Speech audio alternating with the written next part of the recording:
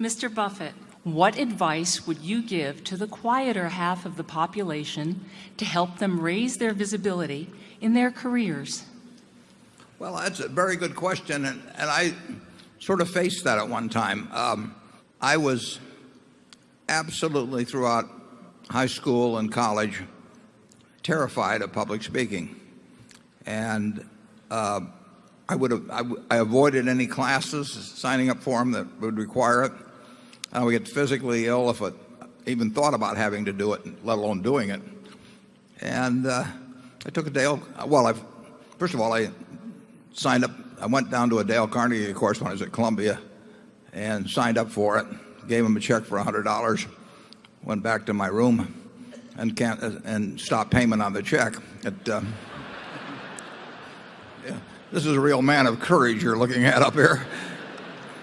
And then I came out to Omaha and I saw a similar ad. I was at the Rome Hotel for you old timers in Omaha on 16th Street, and I went down there. And this time I took $100 in cash and gave it to Wally Keenan, who some of you may know. He died some years ago.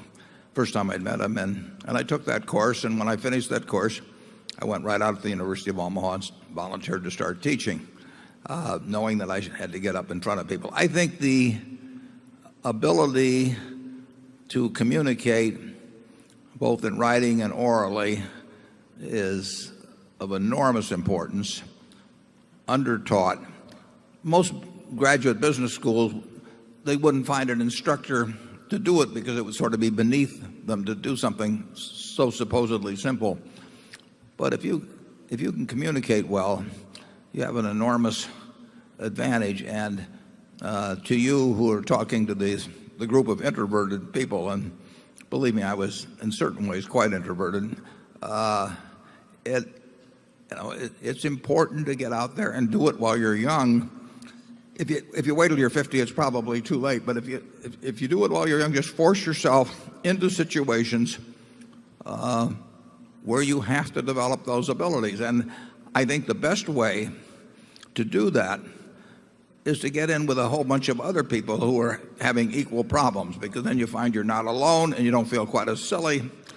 And of course, that's what they did at the Dale Carnegie course. I mean, we would get up in front of 30 other people who could hardly give their own name, and after a while we found out we could actually pronounce our own name in front of a group. But we would stand on tables and do all kinds of silly things just to get outside of ourselves. And you may have thought by this point, you may think it went too far in my particular case, but that's another problem.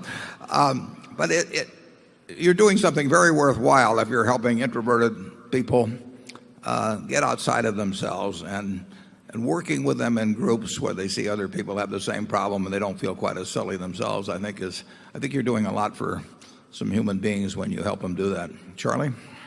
Yeah, it's a real pleasure to have an educator come who is working to do something simple and important instead of something foolish and unimportant.